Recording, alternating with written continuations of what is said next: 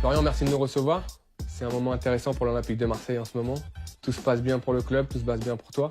C'est une bonne première partie de saison, elle n'est pas terminée, il reste 2 matchs, mais déjà, je suis fier de ce que l'OM a accompli en début de saison.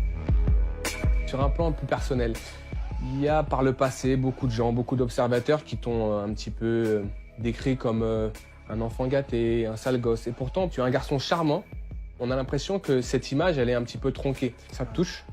Non, parce que j'ai appris à vivre avec. Maintenant, ça c'est derrière moi.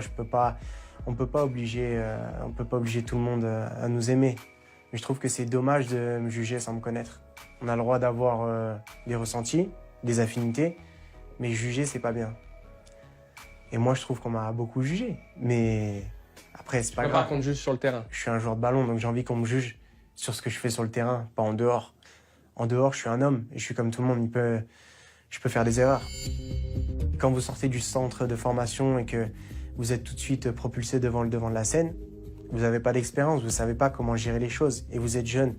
C'est pas quelque chose qu'on vous a appris, donc vous êtes obligé de faire des erreurs. Et j'en ai fait. Et c'est grâce à ça que je suis la personne que je suis aujourd'hui.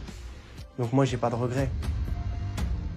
Est-ce qu'aujourd'hui, Newcastle t'a permis aussi de revenir à l'Olympique de Marseille avec un caractère beaucoup plus important et de t'affirmer aujourd'hui comme un leader technique de cette équipe ?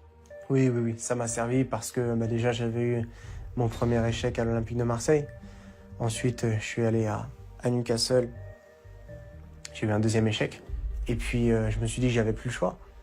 Je pouvais, à un moment donné, on peut plus se cacher. J'ai changé certaines choses dans mes habitudes. Dans ta préparation ? Dans mes préparations de match. J'ai un préparateur physique aussi avec qui je travaille à côté. J'ai quelqu'un qui s'occupe aussi préparateur mental. Donc, il y a plein de choses qui ont changé, même dans ma vie de tous les jours. Ça change et vous n'êtes plus la même personne sur le terrain. Et t'es persuadé de ta réussite ici à Marseille en revenant ? Ouais, persuadé ? Ouais, je l'ai dit à mes proches. Autour de moi, il y a pas beaucoup de monde qui était pour. Tout le monde m'a dit, mais tu retournes à l'OM. C'est un club où il y a peu de joueurs qui réussissent parce que c'est très compliqué. Et toi, tu as déjà un échec. Tu pars de très loin et est-ce que tu es conscient de ce que tu es en train de faire? Et moi, j'ai dit oui. Cette fois-ci, je vais réussir. Marquer contre le Paris Saint-Germain, par exemple, ça doit être un moment exceptionnel à vivre. C'est incroyable. C'est incroyable. À Marseille, il y a une ferveur. On passe pas une heure dans Marseille sans que quelqu'un ne vous parle de l'OM. Donc, quand ça se passe bien, ben forcément, tous ces gens qui vous aiment, qui attendent de vous, ça vous donne de la force, ça vous donne de la confiance. Et forcément, vous avez envie de tout leur donner. Aujourd'hui, quel est ton axe de progression? J'ai encore beaucoup de déchets dans mon jeu. Je perds pas mal de ballons. Parfois des ballons simples. J'ai un style de jeu qui est à risque.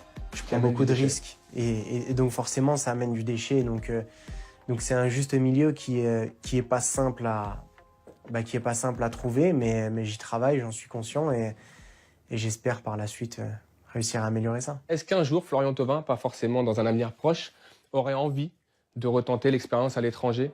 Aujourd'hui, je suis heureux à Marseille, donc tant que ça se passe bien pour moi, j'ai pas envie de me poser ces questions. Après, j'ai pas peur. Très honnêtement, c'est pas parce que j'ai eu un échec à l'étranger que j'ai de l'appréhension par rapport à ça. Si jamais à l'avenir j'ai une opportunité qui se présente et que je me dois de la saisir, à ce moment-là, je me poserai les bonnes questions.